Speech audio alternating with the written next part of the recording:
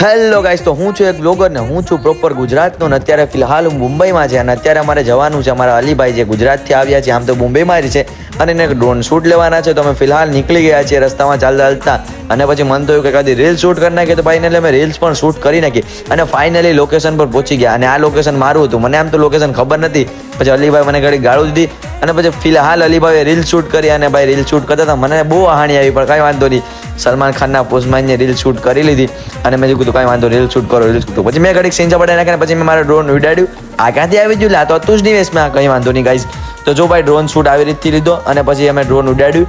આ કયું ઉડાડ્યું કે સમજાણું નહીં ગાઈઝ. ભાઈ જોજો તો ડ્રોન શૂટ લીધા ને અલીભાઈ કાંઈક ઠેકડા નાખતા હતા, હું નાખતા હતા મને ખબર નહીં.